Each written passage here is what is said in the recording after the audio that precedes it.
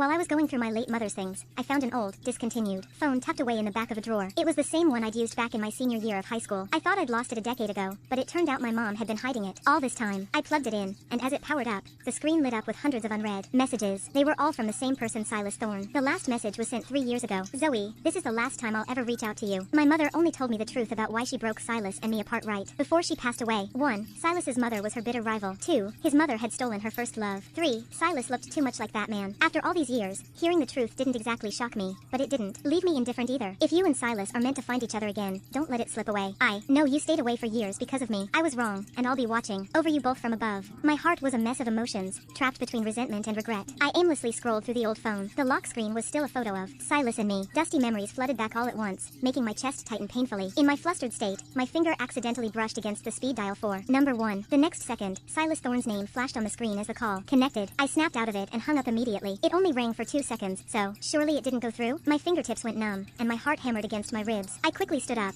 trying to focus on packing my mom's belongings into boxes. Suddenly, a violent vibration shook the room. The noise was coming from the phone in my pocket. I let out a breathless, dry laugh and answered it, only to be hit by another bolt from the blue. My father's condition had worsened, and he was being rushed into emergency surgery. I scrambled to the hospital as fast as my legs would carry me. Outside the ER, the red light was blindingly bright, making my heart lurch into my throat. The agonizing wait didn't last long before the doors swung open, and a lead surgeon emerged, followed by a group of interns. I rushed forward immediately. Doctor, how is my dad? Is he out of? The word danger died in my throat as the man pulled off his surgical mask. A face that was both familiar and hauntingly cold was revealed. The boyish voice I remembered had been replaced by a deep, steady baritone. The patient is out of the woods. My feet felt like they were nailed to the floor, and I forgot how to breathe. The doctor who had just saved my father was Silas Thorne. Unlike my internal chaos, Silas looked perfectly indifferent. His vitals are stable for now, but he needs to be in the ICU for 24 hours of observation. His voice was flat, devoid of any emotion. A nurse will go over the details with you shortly. Every move he made screamed professional. Once upon a time, we'd made a pact to go to med school together and save lives, but I had broken that promise and chose to study photography instead. He finished speaking and began to walk past me. Silas. I couldn't help it. I whispered the name I'd screamed in my heart 1,000 times over the years. He stopped and turned slowly, his distant gaze landing on me. Is there something else? I opened my mouth,